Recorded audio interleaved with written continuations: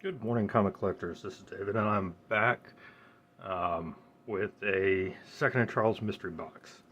It's been a while since I've been to Second and Charles because the ones around me have raised all their comic prices so that it's next to impossible to find any bargains there. They're selling dollar bin comic books for full price, and so it just hasn't been worth my time and effort. But I was in the area of one of my local Second Charles's. I went in and I saw they had some mystery boxes, and I figured, oh, what the heck. I will spend the 25 bucks for 50 comics and see if I get anything good. So with that said, let's go ahead and open this up.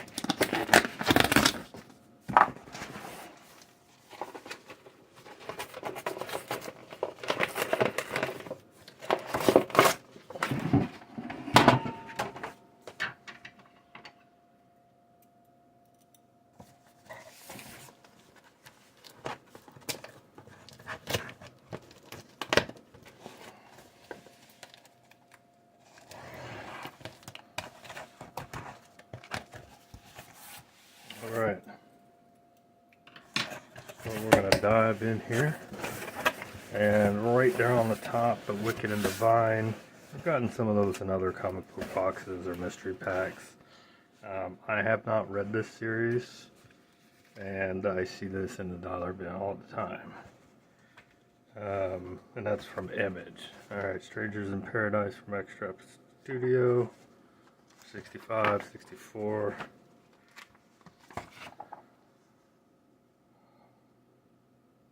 Number 5. Number 4. Alright, looks like somebody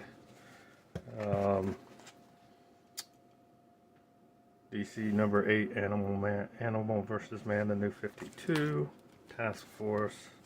Alright, this is the first one I'm happy about, an Uncanny X-Men number 206. Oh, thank you. Number 204. Number 201. Oh yeah. Alright, I picked the right box. Number 202. So there's 4 Uncanny X-Men. I'm happy about those. I'm going to set those aside separately for the I'm happy about. Alright, so this is just X-Men 168, 170. Alright, John Byrne, Nextman, number 1. Alright, I think it's number 13, maybe, that has the first appearance of, oh gosh, what's his name? Hellraiser. I'm drinking my coffee. It's a little too early to be thinking. So, anything goes service.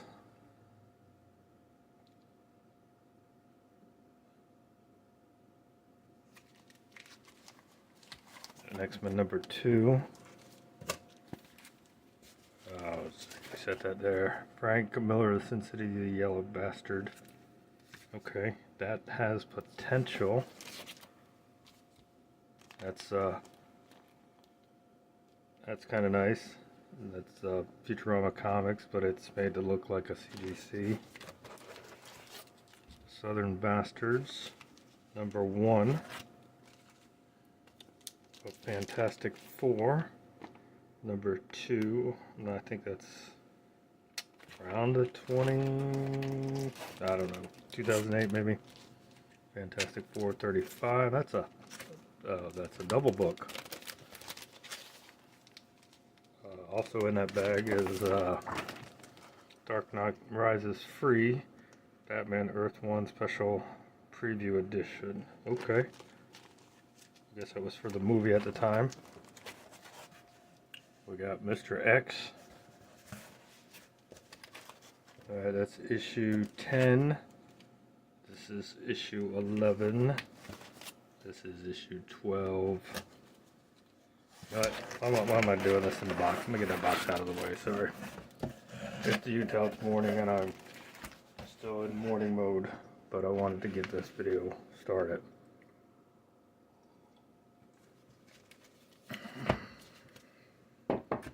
Alright, Criminal,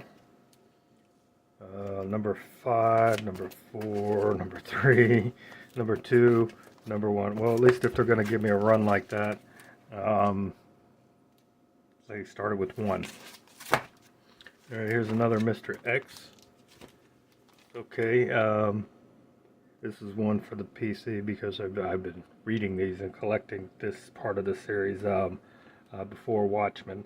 And this is Dr. Manhattan one, J. Michael Straczynski. I love his work, so I get a lot of his stuff. Alright. Comics Kamikaze? No idea.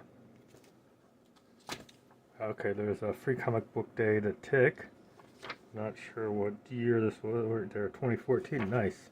It's actually going in the PC. Oh, well, there's a whole bag of stuff. Tales from the Crypt. This is EC's, I guess the reprints that they've been doing. Not sure what day it is, but that's good. Alright. Free Comic Book Days. Overstreet's Marketplace. Actually hadn't seen that. Look, it opens right to the Tales of the Crypt. Alright, that's cool. Alright, we got a Wolverine number 6 from the Marvel Now era.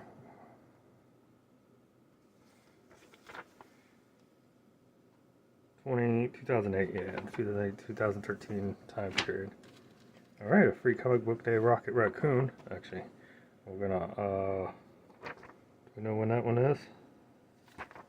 We're gonna keep that one for PC too. Alright, Wolverine 315. X-Men 30. Thunderbolts number 1. Again, this is Marvel Now, so 2013. Probably gonna go with PC with that one. Wonder Woman, the new 52.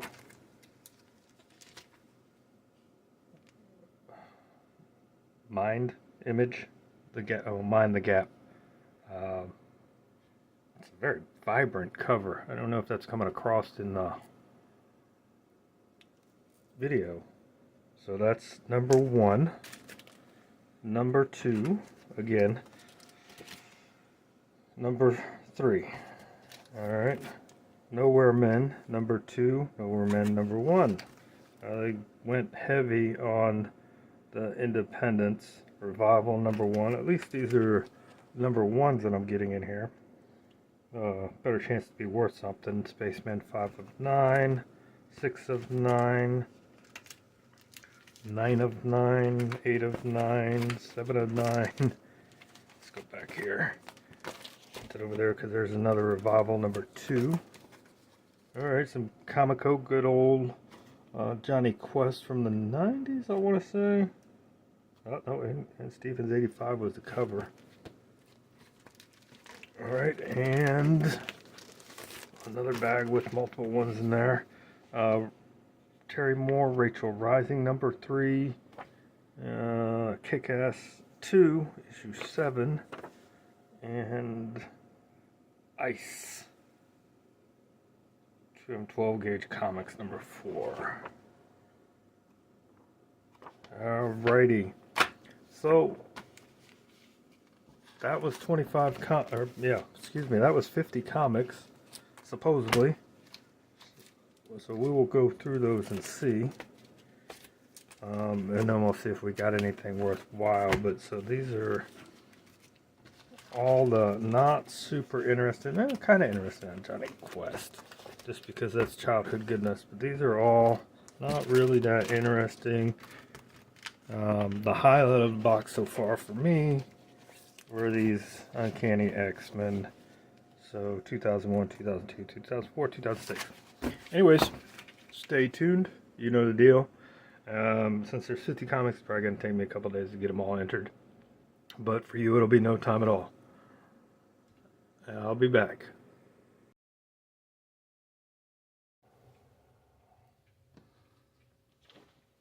Okay, comic collectors, I'm back after getting everything boarded and bagged and entered into the database.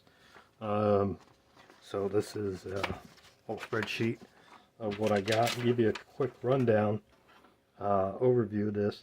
I actually wound up with 58 comics. So I got 8 bonus comics and all this mess. And for when I enter it in the database, like I mentioned before, it gives a current value. That's if you could sell it, a 9.4 at that price. So that just gives me my baseline for all this. And the baseline value of all 58 comics is $360 because most of these are right at their original cover price. You know, if it was $2.99, they're listed current value $3. So $360 worth of value minus the $25 it cost would net a profit of $335 if I could sell them all at that. But as we know, that doesn't really happen. The whole point of doing these mystery boxes is crossing our fingers and hoping that we find something good. That gem that says sometimes get stuck in one of these boxes. So just to give you kind of an overview of how the books were spread out, like there are 15 different publishers. 13 of the books in here were from Marvel. That's the largest section. Only 5 were from DC. Image had 9 books, and then all the other ones had like 4, 5, 3. So it was all over the place.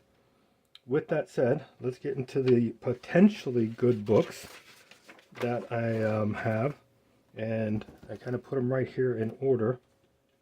These are valuable, listed.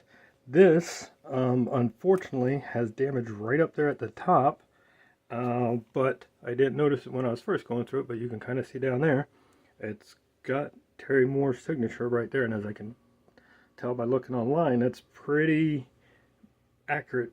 You know, obviously that didn't have a COA or anything like that. It was probably just signed by him at some point. So I don't know if that's really worth anything. And like I said, unfortunately, the comic is a little damaged up at the top. So no idea if that's worth anything. But what I got here are the ones that I think would be worth something. So this Criminal #1, and as you might remember, we got Criminal 1, 2, 3, 4, and 5. This is Volume 1 from 2006, Icon, imprint of Marvel. There's 10 issues in this Volume 1. And the first issue is going anywhere from $10 to $34 raw on eBay. That's the sold ones over the last month or so. So my comic book realm listed at $16 in value. So that one's good. All right, this one was one of the surprise hits. Unfortunately, it's in a little rough shape. It's got spine ticks all up and down it. It's but otherwise it looks to be okay. This is issue 8 of Futurama Comics, and it raw goes for about $25, even though raw in about this condition, from what I could see from the pictures on eBay, did go for 30 once and 45 once. A 9.8 sold for $132. So that's a nice little find. All right, we have another Terry Moore. There were a lot of Terry Moore in here, it seemed like. This is number 3 for Rachel Rising, and my comic book realm listed as $11, but I really didn't see any sales over on eBay for the last month over $5. Now this one, Revival, is a nice find. So we've got number 1 and number 2, and I think this may have been optioned, I saw, which is the case if it, just because something's optioned doesn't mean they make it. It just means they have the option to make it. So issue number 1 is all over the place. I saw it as low as $19, and as high as $32 raw, and a 9.6 went for $70. So that's good. And 2, I couldn't really find anything in the sold bin unless it was bundled with like 1, 2, 3, 4. So, but those are nice finds. My site listed for 27. All right, and then the last ones that are really worth anything over 10 bucks or past cover price are the X-Men, and it really is hit and miss with the X-Men. So this issue 201 had the most data, and it was anywhere from low of $10 raw up to $21 raw, and a 9.4 went for 35. And the rest of these, 202, 204, 206, and these are all in fairly good condition. They're not in great condition. Hi, Penny. Are in better than shape than some of the ones that I saw going online for like $5 to $10. So, but I think it was one of these that I did not have. I think it might have been a 202. I did not have in my PC, so that helped fill a gap. But these are going to stay with me for now. The rest of these X-Men, Fantastic Four, like I said, they're all about cover price, like current value 3, 4, 4 at 16.5 was at Chrono number 1. So no big gains, and like I said, a lot of these you'd be hard pressed to sell for $3. So that's the wrap up. Thank you guys for watching. I know it's been a while since I've done one of these. I just really haven't had any good findings or motivation to do something. So good luck comic hunting, and see you next time.